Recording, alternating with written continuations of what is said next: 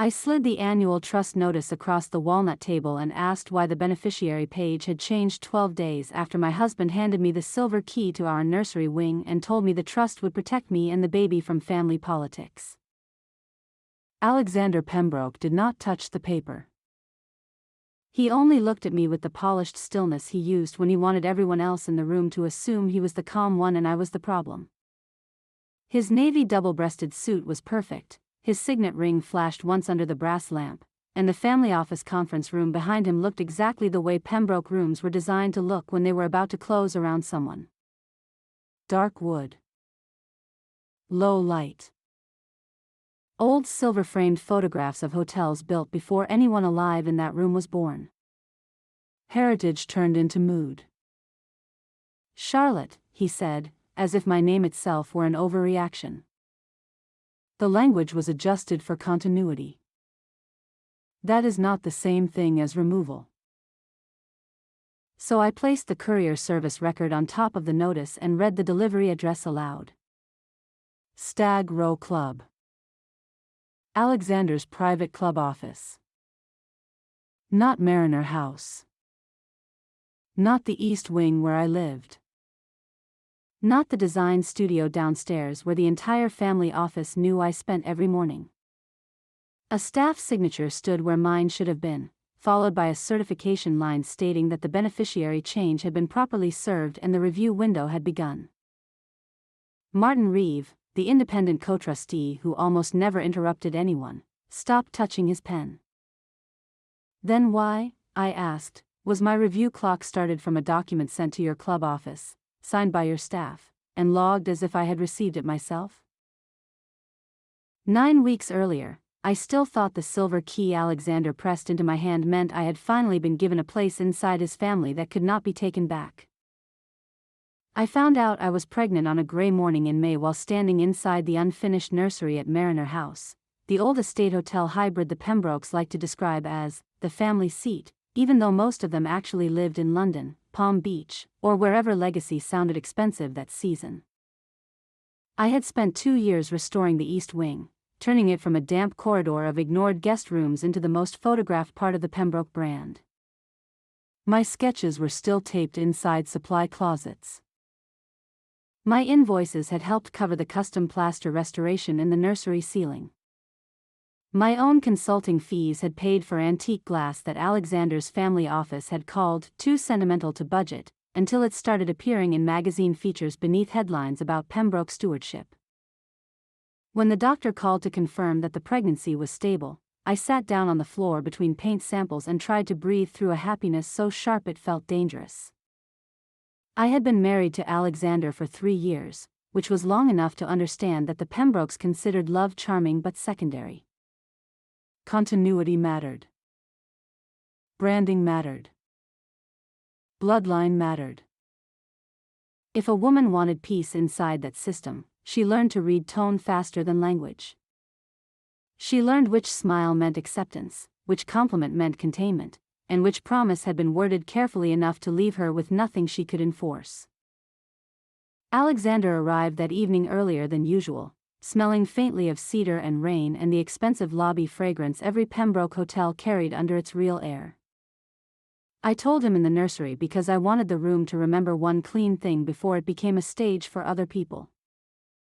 For a moment he looked younger, almost unguarded. He put his hand on my face, then on my still flat stomach, and said, "At last." It was the softest I had heard him sound in months. I let myself love him for it. He walked me through the East Wing afterward with a tenderness that made me feel foolish for every private warning I had stored away. He told me the family office would formalize the Mariner House residence trust protections for the child. He said the reserve that had always floated through conversations as a future consideration would be activated properly now.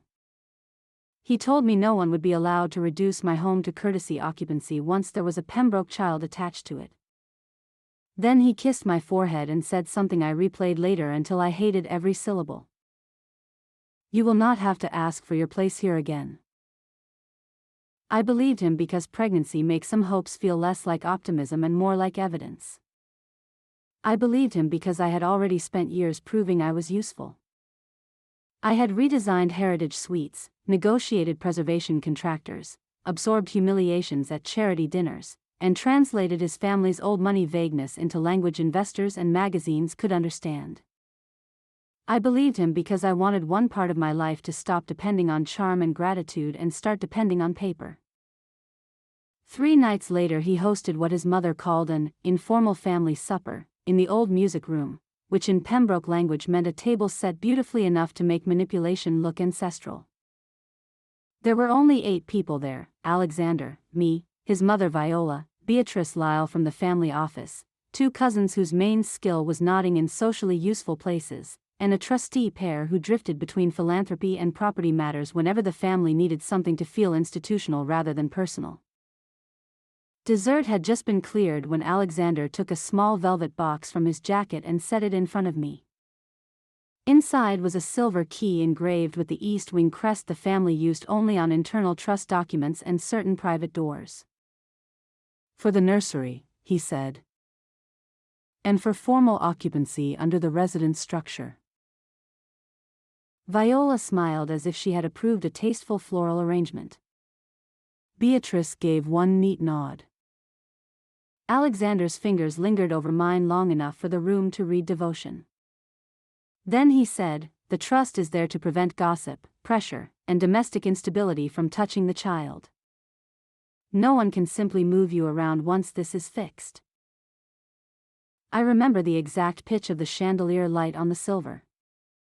I remember the cousins looking at me with that particular mix of approval and anthropological curiosity old families reserve for women who have just been elevated in front of witnesses.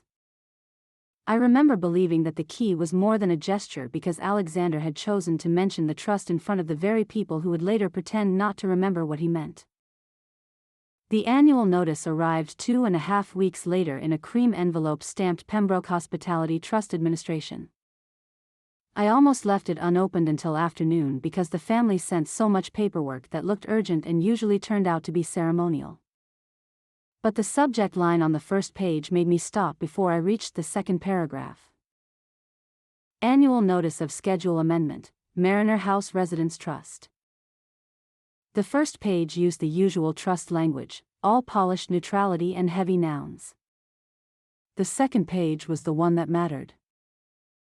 Beneficiary Schedule C had been revised. The old direct line naming current lawful spouse and first issue as protected occupancy and reserve beneficiaries was gone. In its place sat a new structure: discretionary domestic occupancy subject to family office continuity review, child reserve disbursement administered through preservation stability oversight, beneficiary access contingent upon trustee-confirmed household conditions. No legal training was required to understand what had happened. One version had protected me and my child directly. The new one routed everything through people who already worked for Alexander. I read it 3 times, then once more out loud just to hear whether the absurdity became clearer when it had a human voice. It did. The trust was no longer a shield. It was a leash with better grammar. When Alexander came in that evening, I met him in the blue sitting room instead of the nursery because I wanted fewer memories contaminated if he lied. "What is this?" I asked, handing him the notice. He read the first page slowly, the way he did when he wanted to imply composure rather than surprise. "An annual restatement. It replaces the beneficiary page. It refines the page. It removes direct protection." He set the papers down on the table between us and exhaled as if I were forcing him to explain adulthood to a child. "Charlotte, Mariner House is not a suburban property deed. It sits inside a trust ecology that predates both of us. Language evolves. Oversight evolves. The family office has to preserve continuity. You told me no one would be able to touch my place in the East Wing once the child was protected." His face changed almost imperceptibly then. "Not guilt. Annoyance that I had stored his exact wording. I told you the structure would protect the child from instability. It still does. Through Beatrice. Through process. Process you control. He stood, crossed to the window, and looked out toward the terrace as if old stone itself agreed with him. You were welcomed into this house. That did not make every internal trust mechanism divisible. There it was. Not even the betrayal, but the worldview underneath it. I was loved as long as I remained welcome. Security, however, belonged elsewhere. The next morning I sent the notice to Mara Ellison. Mara had become one of those women wealthy husbands dismissed too quickly because she never performed authority in the way they expected. She looked too warm to be dangerous, too amused to be impressed. She had spent years untangling settlements, trusts, donor structures, and marital damage for women who had first been told they were imagining the trap. She read the notice in my studio, standing at the drafting table where I usually reviewed upholstery boards. This is not housekeeping, she said when she finished. This is reclassification. They took automatic protection and moved it into discretion. Meaning? Meaning your home can now be called a courtesy arrangement. Meaning the child reserve can be routed through people who answer socially to Alexander before they answer legally to you. Meaning if they decide you are difficult, unstable, private, expensive, embarrassing, or merely temporary, they can dress exclusion up as stewardship. I sat down because it was suddenly easier to feel anger than nausea. Can they do that? Maybe, she said. But not quietly if the original schedule said what you think it said, and not lawfully if notice was manipulated. I don't have the original schedule. Mara looked around the room at the rolled drawings, fabric books, and labeled archive cartons I had spent months organizing. You built half this house back from dust. Women like you always have a copy somewhere. She sat on the edge of the drafting table and tapped the notice with one trimmed nail. Before we go hunting, understand what they actually moved. I already understand enough. No, she said gently. You understand the insult. I want you to understand the battlefield. That was Mara's gift.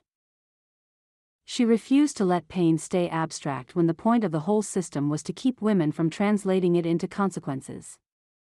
She took a legal pad from my tray of fabric memos and wrote 3 lines. East Wing occupancy. Maternal and child reserve.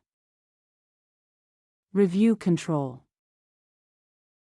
The first version of this trust, she said, gave you a direct right to live in the East Wing and protected the reserve in a form that had to account for you and the child as named beneficiaries.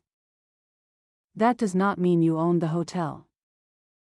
It means the hotel structure could not use the house against you as easily.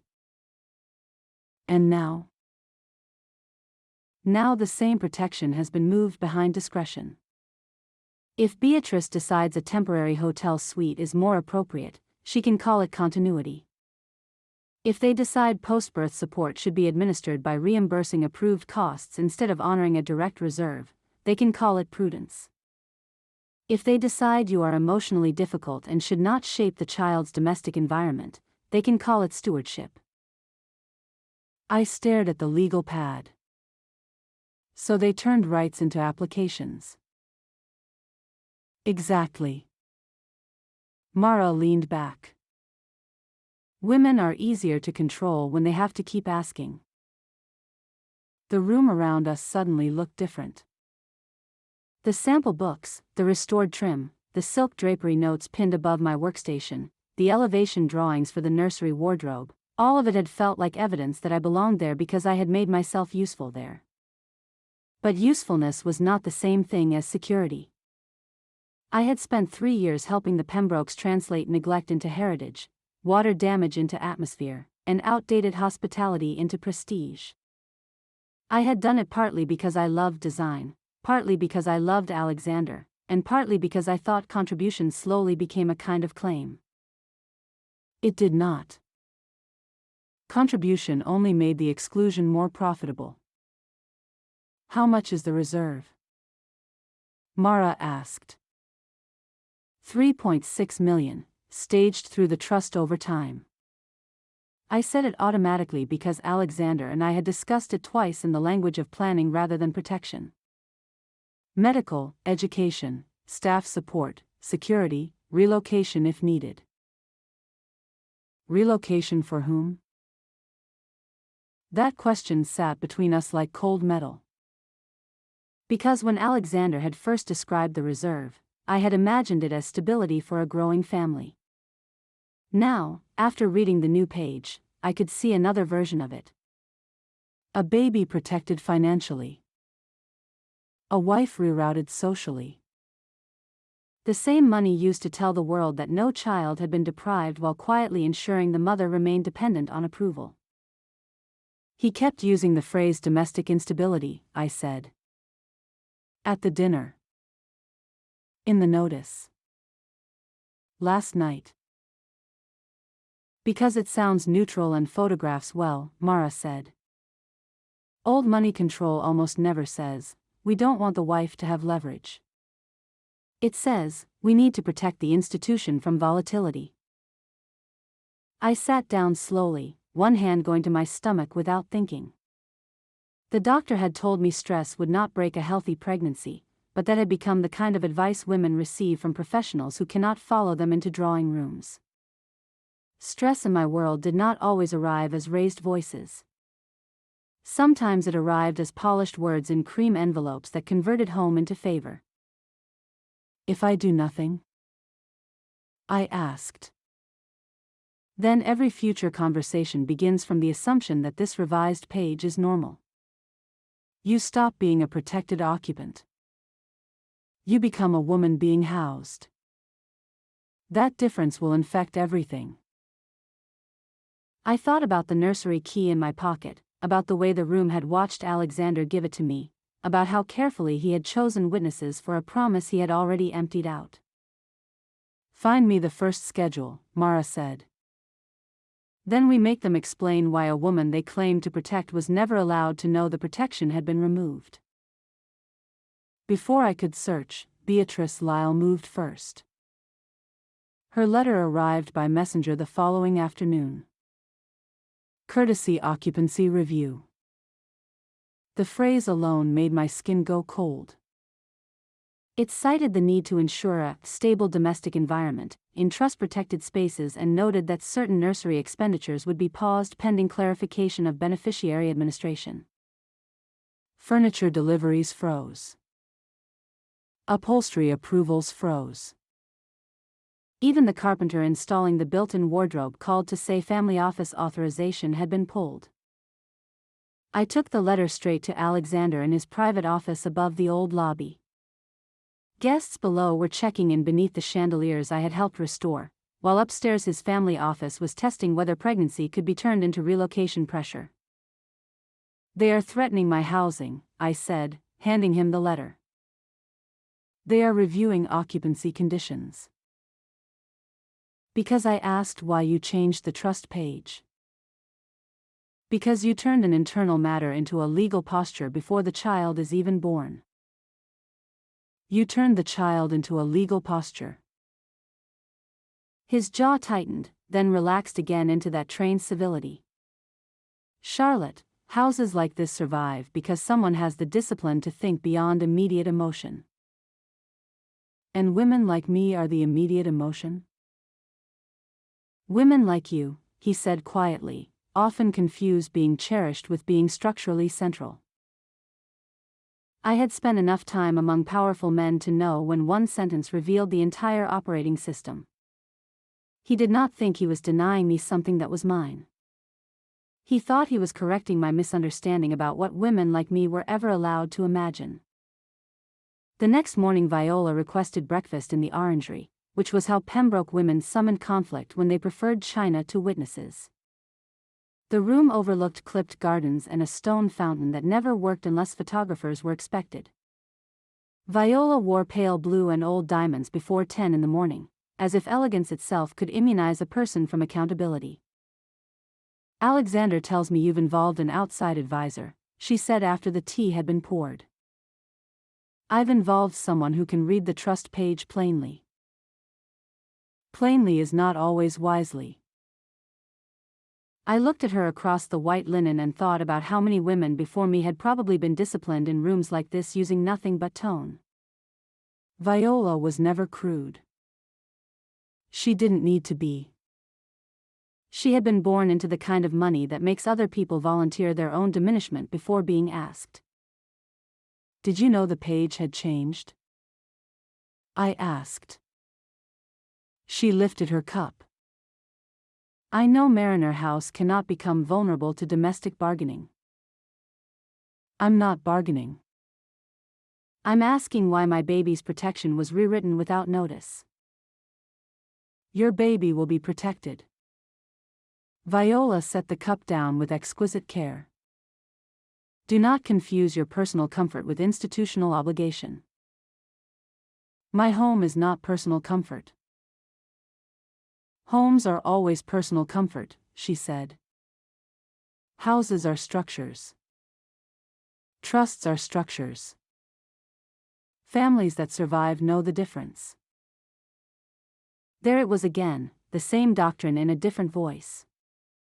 Alexander packaged exclusion as continuity. Viola packaged it as sophistication. Both required me to feel embarrassed for asking whether motherhood counted if it was not attached to bloodline seniority and institutional convenience. "You all watched him give me that key," I said. "He said no one would be able to move me around once the trust was fixed." Viola's face did not move. Alexander is often generous in mood. And deliberately vague in law. Charlotte. My name came out like a warning wrapped in silk. No woman in a family like this is wise to build her peace on a man's dinner table poetry. It was one of the only honest things she ever said to me. I almost respected her for it until I remembered honesty delivered after harm is often just another luxury. "Then why let him say it?" I asked. She folded her hands. "Because a happy house is preferable to a suspicious one. Because pregnancy should begin in joy. Because if you were sensible, you would have accepted the spirit of his intention rather than turning the wording into combat." I laughed once, quietly. The spirit of his intention appears to have been to keep me calm until the review window expired. For the first time, something like annoyance cut through her poise. "You are not being expelled." "No. I'm being managed." "You are being reminded that old houses do not reorganize themselves around every emotional development." I stood before I said something unrecoverable. The motion made a small ache pull low across my abdomen, not sharp enough to frighten me, just enough to remind me that my body was already carrying more than the room would admit. A child is not an emotional development. Viola's eyes followed me to the door. "Then act like a mother, not a litigant." I turned back. "A mother is exactly what you're making me become." If Beatrice's letter had been procedural pressure, the rest of the day made it social. The nursery upholsterer emailed apologetically to say the fabric hold had expired because payment clearance was pending. The florist who had been preparing arrangements for a midsummer donor luncheon called to ask whether the East Wing was still being photographed, because the family office had requested alternate interior options. Even the housekeeper who had supervised linen rotation since before I married Alexander lowered her voice when she told me 2 guest suites above the lobby had been refreshed, in case private accommodations were required for someone delicate. Someone delicate. That was how families like this circulated threats. Not with the bluntness of, "we can move you out," but with a sequence of helpful logistical alternatives designed to make resistance feel hysterical and compliance feel practical. By the time I returned to the nursery that evening, the room looked staged instead of safe. The unfinished wardrobe. The unopened parcels of Italian cotton. The hand-painted wallpaper panels I had chosen because the vines looked like something a child could grow into without being patronized. Everything still belonged to the future, but I could suddenly see how easily Alexander's family would narrate me out of it. They would say the room remained for the Pembroke heir. They would say support would be arranged.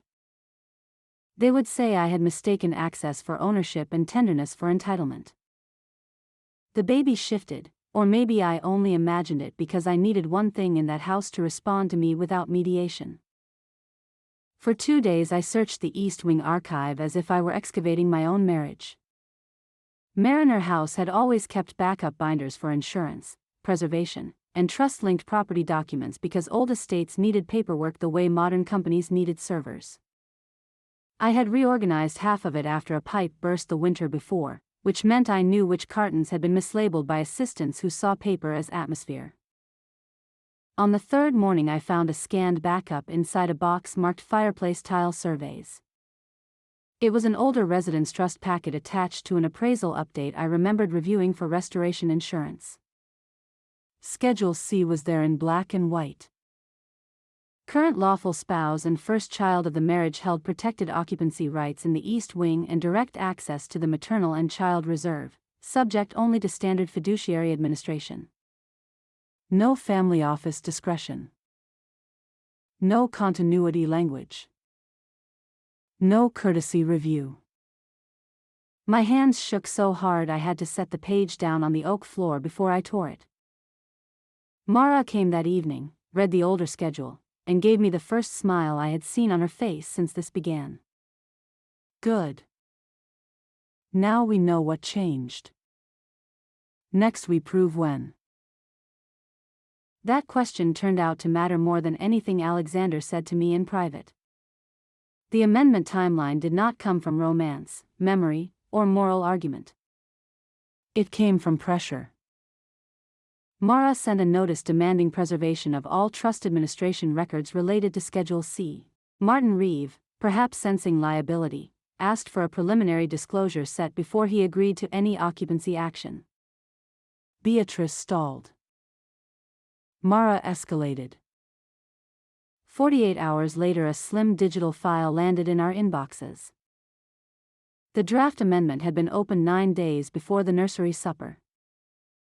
9 days before the silver key. 7 days before Alexander touched my stomach and said I would not have to ask for my place again. 2 days before he publicly invoked the trust as my protection. The family office routing notes showed Beatrice reviewing beneficiary language while nursery invoices were still being approved under the old schedule. A comment line flagged domestic continuity concerns if spouse seeks direct leverage through issue. Another asked whether the child reserve could be shielded from marital volatility through discretionary administration. They were discussing me like weather near a hotel opening.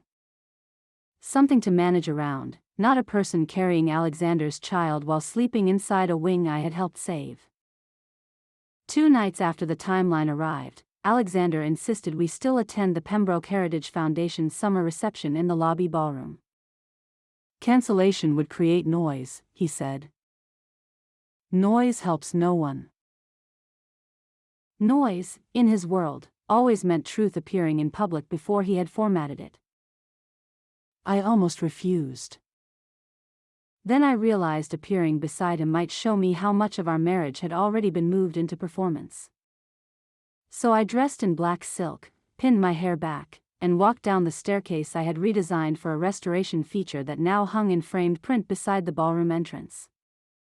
Beneath my own work, guests greeted Alexander as though he were the sole author of the house around them. He kept one hand at my back all evening. To anyone watching, we looked united. A polished old money heir and his elegant pregnant wife preserving a legacy hotel. Donors congratulated us. A trustee's wife touched my wrist and asked whether the nursery was finished. A local arts editor told me the East Wing felt warmer since I came into the family. Alexander smiled through all of it with the serene pride of a man certain public beauty could outrun private evidence. Halfway through the reception he guided me into the portrait corridor outside the ballroom, away from the quartet and the cameras. "This has gone far enough," he said. "You mean the documents?" "I mean the posture."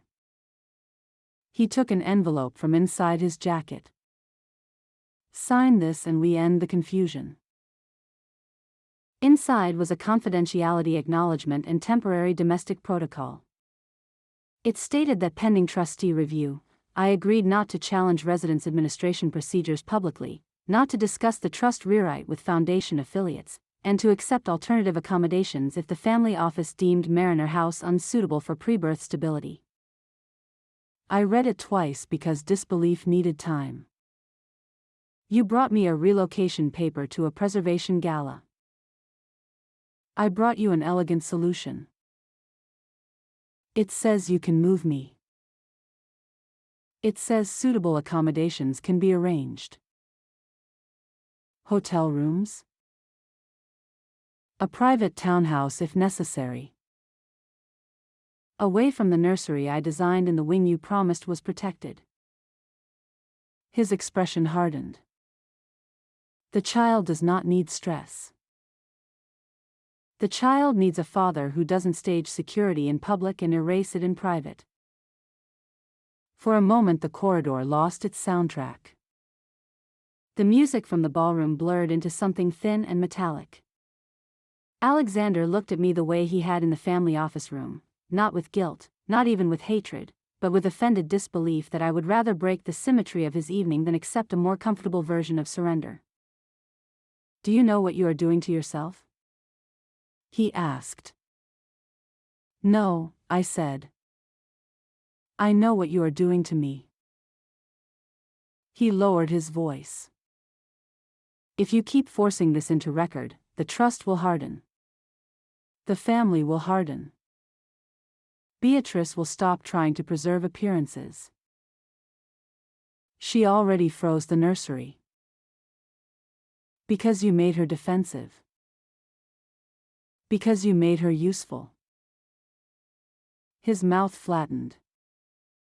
"You still think this is about love?" "No." I folded the unsigned protocol back into the envelope and handed it to him. "I think it's about whether the mother of your child gets to live under paper or under mood."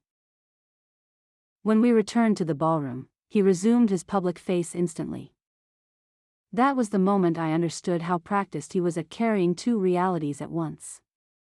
In one, he was the protective heir guiding his wife through a heritage celebration. In the other, he had just asked me to sign away my housing leverage between oil portraits and donor champagne. I spent the rest of the evening watching the hotel as if it were finally honest. The polished marble Alexander's grandfather had imported. The brass railings I had fought to restore instead of replace. The staff gliding through warm light with discreet precision. Hospitality, everywhere. The art of making people feel held while ownership stayed elsewhere. I had mistaken a family business for a family ethic. That was my real error. When the night ended, a young donor couple stopped us near the ballroom door. The wife smiled at me and said, "You must feel so safe raising a child in a place with this much history." Alexander answered before I could. "That is exactly the idea." I smiled back because public scenes have their own uses. History is only comforting when someone can't edit you out of it. The wife laughed uncertainly, thinking I was joking. Alexander did not. I thought the timeline would be the worst part. It wasn't. The courier service record came the next morning. The annual notice had not merely been delayed or mishandled. It had been sent exactly where it would protect Alexander best and me least. Delivery address, Stag Row Club Administrative Suite. Recipient signature, D. Mercer, Staff Services. Internal certification line, beneficiary served. Review window commenced. Mara called me the second she saw it. They started your clock from a room you have never entered. I sat on the edge of the nursery chaise and stared at the pale wallpaper samples spread beside me. He wanted the objection period to expire before I knew what he had done. Yes. And then they used the delay to threaten the East Wing. Yes. I pressed my hand over my stomach, not because the baby was in danger that second, but because the clarity of it hurt more than fear. Alexander had not simply hoped I would accept less. He had built a schedule in which I would discover the betrayal only after the trust could be described as settled fact. The silver key had not been a promise. It had been theater for future witnesses. That night he came to the East Wing without calling first, which meant he was worried. He found me in the nursery, standing beside the unfinished wardrobe with the timeline printed out on the changing table and the courier record laid flat beside it. He saw both documents and did something rare for him. He dropped the performance. "You should have let this stay internal," he said. "You should have left the page alone. You don't understand the pressure this family is under. I understand that you drafted the rewrite before you gave me the key." He looked at the documents, then back at me. The trust had to be future-proofed. From me? From fragmentation. I am carrying your child. And precisely because of that, I need systems that survive emotion. There are sentences that end marriages before lawyers ever arrive. That was one of them. Not because he sounded cruel. He sounded sincere.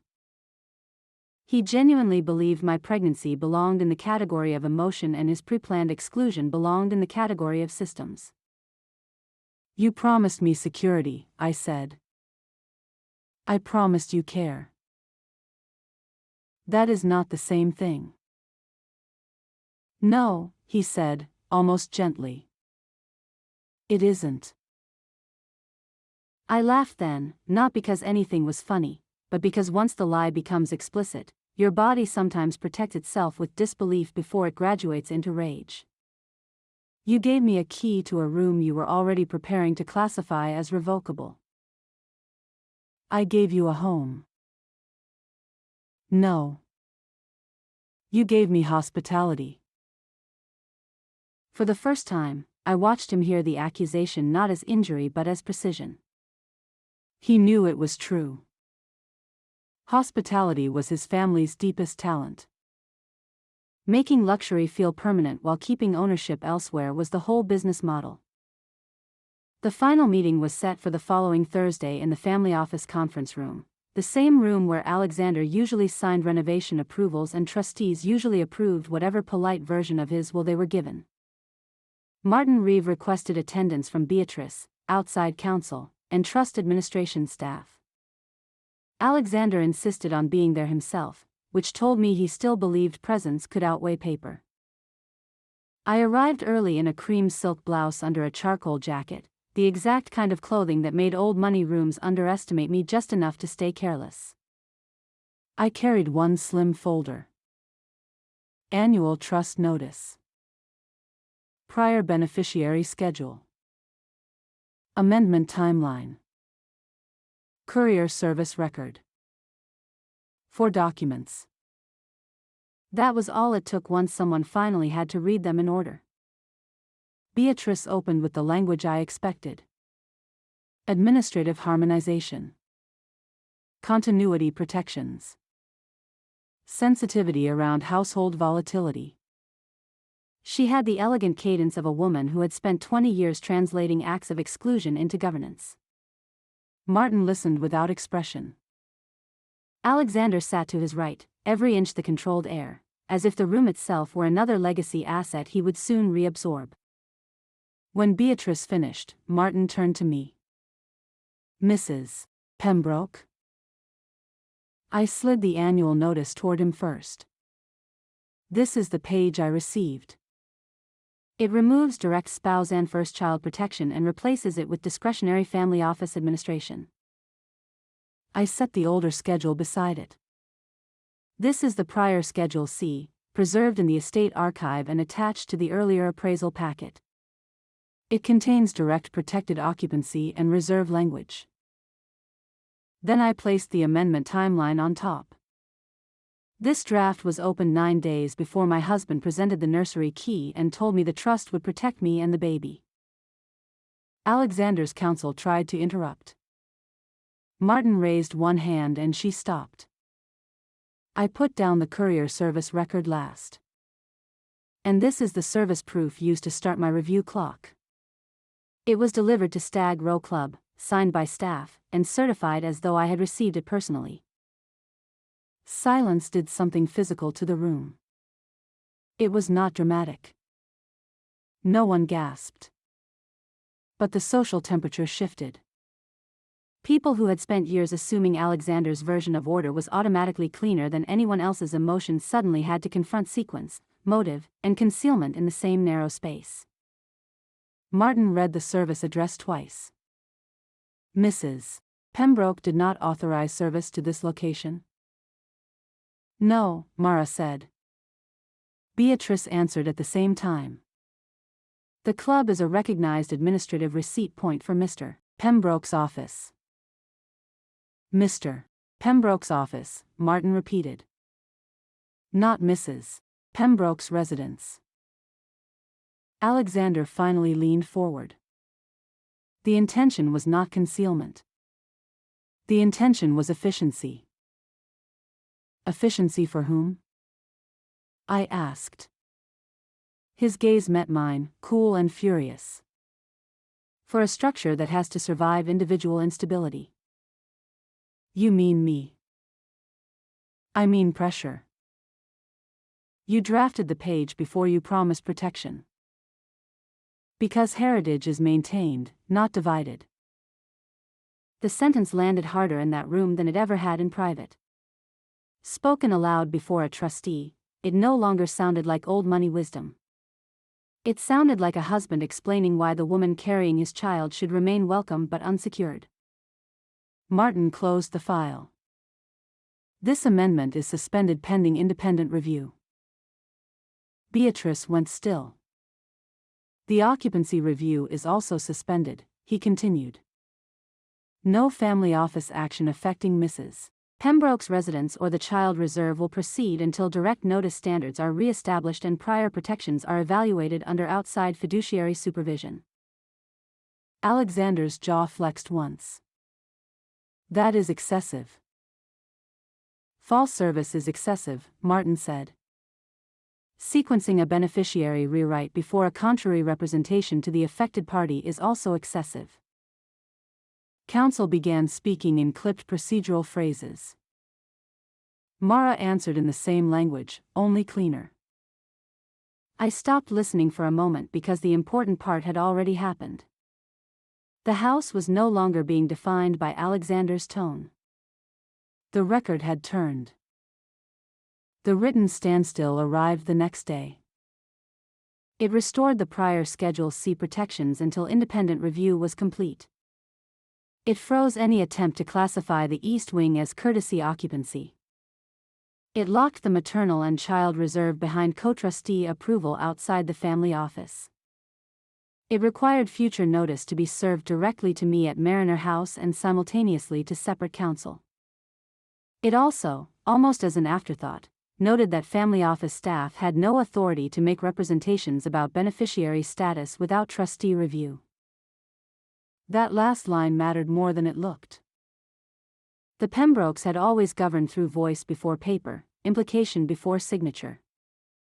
Stripping Beatrice of that power inside my case meant Alexander could no longer hide behind ambience and let other people do the erasing for him. He moved out of the East Wing suite 2 days later and took rooms above the hotel lobby instead. No announcement. No scene. Just an absence where entitlement used to stand. His mother sent flowers that looked apologetic without containing an apology. Beatrice sent a scheduling memo in a tone so neutral it might have been written by a glacier. Mara sent pastries and a note that said, "Guests ask. Records answer." I kept the silver nursery key in the top drawer of the changing table for a week before I understood why I had not thrown it away. It was not evidence anymore. It was contrast. A perfect small symbol of how much effort men like Alexander put into making women confuse access with protection. The nursery was finished by August. I approved the final wardrobe stain myself. I reopened the furniture invoices the family office had frozen and paid the remaining designer personally until the trust disbursement protocol cleared, not because I had to, but because I wanted one room in that house completed under my own authority. The East Wing no longer felt borrowed. Not because Alexander had become generous. Because he no longer had sole power to pretend generosity and control were the same thing. People often imagine revenge as a burst of heat. In my life it arrived as ventilation. Papers aligned. Language lost its perfume. Men who had hidden behind continuity had to submit to sequence. The child I was carrying would never know how close his father came to converting our safety into a management preference, but he would live under a record that remembered. When I went back to the family office room one last time to sign the interim trustee protocol, I noticed that the walnut table looked smaller than it had in the cold open. It was the same room, the same photographs, the same brass lamps. What had changed was not scale. It was permission. Alexander no longer controlled the emotional weather there. He arrived late, looked at the paperwork, and signed without speaking to me. I did not need him to. They called it continuity. I made them write my child back into the trust.